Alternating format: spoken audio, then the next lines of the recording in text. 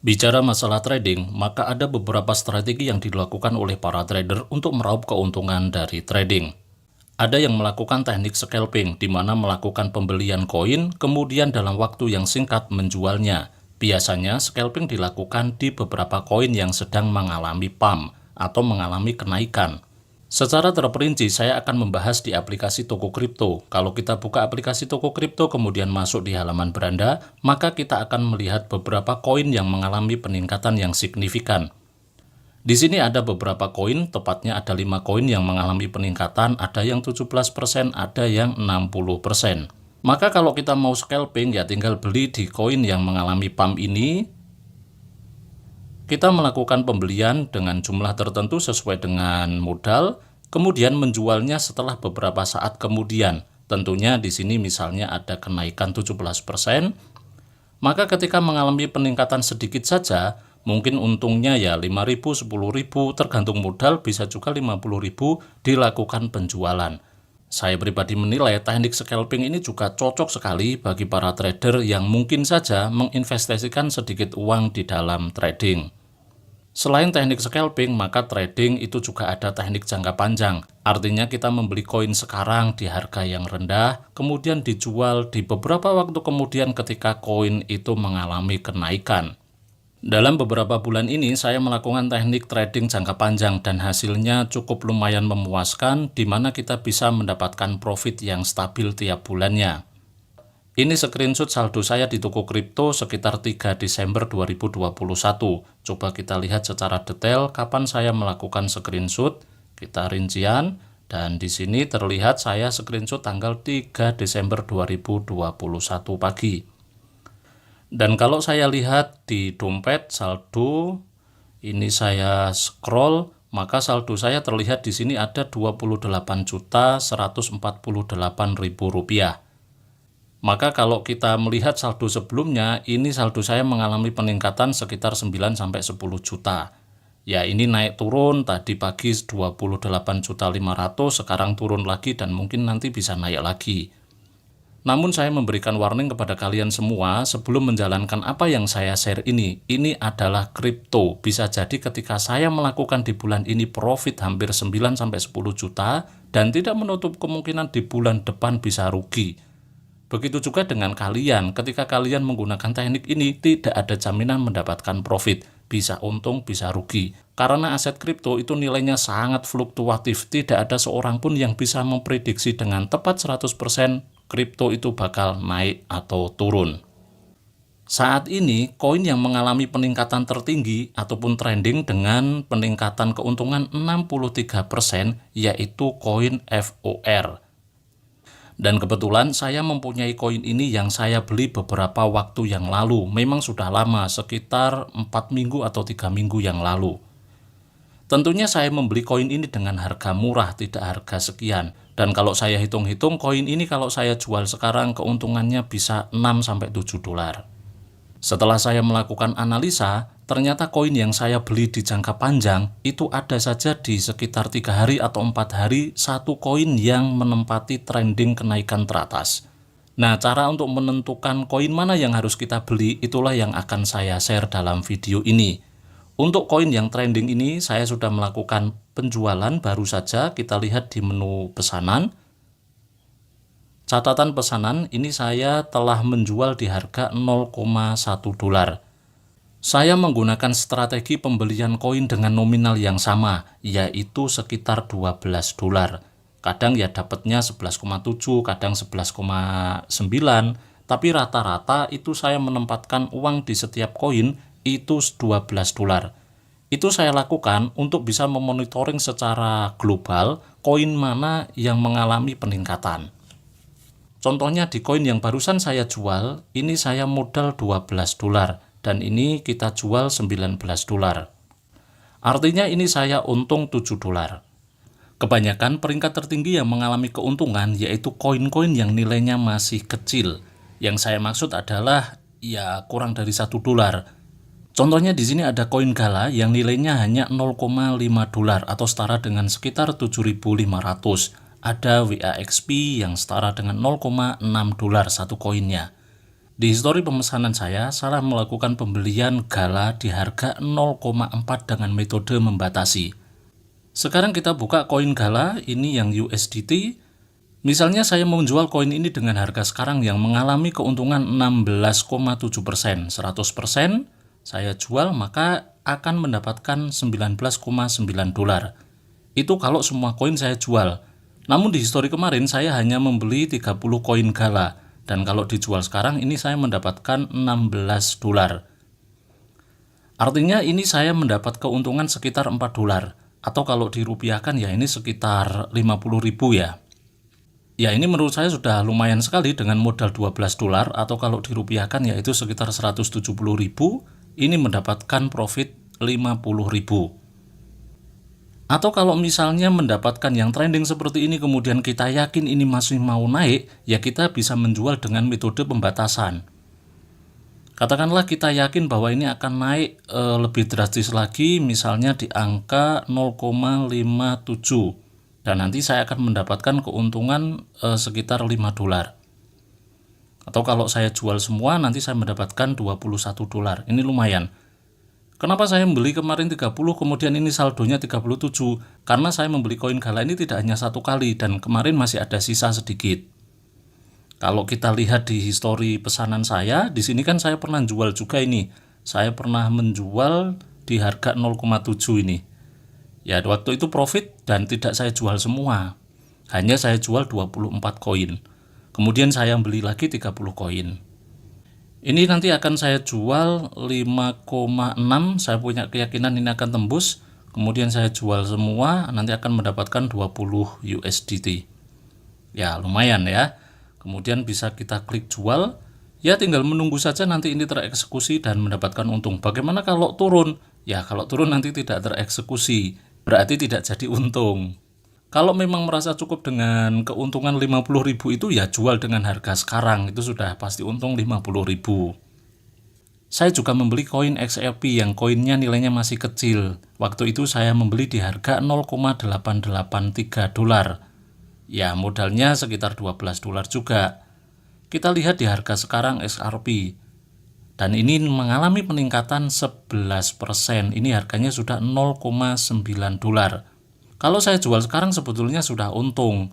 Tapi saya lebih melihat di grafik ternyata ini sempat menyentuh 9,3 dan mungkin akan saya jual di angka tersebut juga. Inilah yang saya lakukan trading di toko kripto, yaitu membeli koin yang nilainya masih kecil-kecil. Saya menggunakan volume trading yang kecil, modal kecil, tapi di banyak koin. Apa yang saya lakukan ini mempunyai harapan besar, di mana ketika saya membeli koin dengan harga yang kecil-kecil kemudian mempunyai banyak koin ini, itu ada saja tiap hari koin yang berada di trending kenaikan.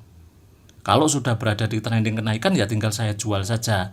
Artinya potensi saya untung itu banyak peningkatannya. Di sini bisa 11%, bisa 50%. Tapi ketika mengalami penurunan, ruginya juga tidak banyak karena modalnya sedikit. Begini cara saya menentukan koin yang mau saya beli dan menentukan harga pembelian. Kita masuk ke menu pasar, kemudian bisa kita pilih di menu fiat. Kalau kita pilih menu BIDR, maka koin-koin yang muncul di sini adalah koin atau token yang bisa kita beli menggunakan BIDR. Sayangnya hanya ada pilihan sekitar 24 koin atau token saja. Namun keuntungannya adalah kita bisa menggunakan modal relatif sedikit untuk melakukan jual beli. Kalau kita membeli dengan BIDR, maka 20.000 saja kita bisa melakukan trading. Namun saya lebih suka memilih dengan modal USDT karena pilihan koinnya sangat banyak sekali. Kita pilih USDT, kemudian hilangkan BIDR. Sebetulnya di dunia ini ada banyak sekali jenis koin, mungkin ratusan ribu. Saya pun tidak tahu validnya berapa. Namun yang jelas itu banyak sekali. Tapi saya mempunyai keyakinan bahwa koin atau token yang dimasukkan ke dalam aplikasi toko kripto itu koin-koin yang terpercaya. Jadi kita tidak usah khawatir akan adanya scam kalau kita membeli koin yang ada di toko kripto, karena toko kripto sudah resmi terdaftar di Bapepti. Makanya kita hanya menentukan koin mana yang mau kita beli tanpa ada rasa takut koin itu akan scam atau tiba-tiba hilang dari pasar. Setelah kita menentukan dengan modal USDT, tentunya kalau kita mau melakukan pembelian berarti sudah punya modal USDT ya. Untuk menentukan koin yang mau saya beli di dalam toko kripto, saya menggunakan 3 fitur. Yang pertama, volume perdagangan, yang kedua, harga terakhir, yang ketiga, perubahan harga selama 24 jam terakhir.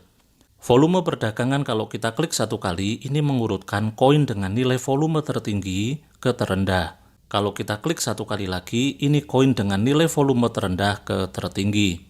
Gampang ngomongnya adalah ini mengurutkan koin yang paling laris di toko kripto sampai paling bawah yang kurang laris.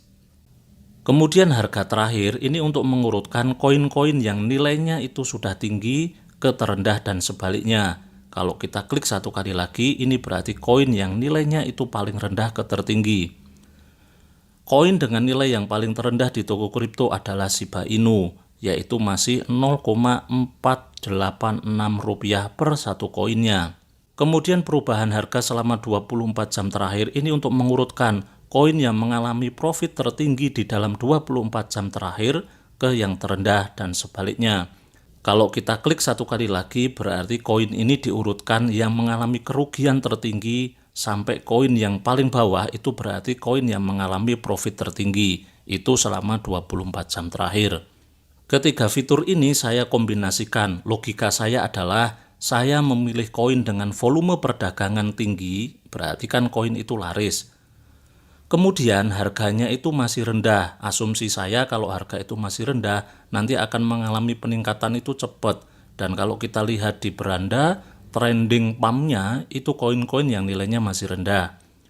Kemudian fitur perubahan terakhir 24 jam itu saya milih koin-koin yang harganya itu sedang rendah, sedang rugi. Saya membeli harga yang sedang rugi dengan asumsi nanti kalau naik berada di harga level standarnya, saya sudah untung. Saya mulai memilih koin dengan perubahan harga 24 jam yang mengalami kerugian tertinggi. Saya klik saja, ini yang mengalami perubahan harga atau rugi tertinggi itu koin GXS. Koin ini mengalami kerugian 30% per hari ini.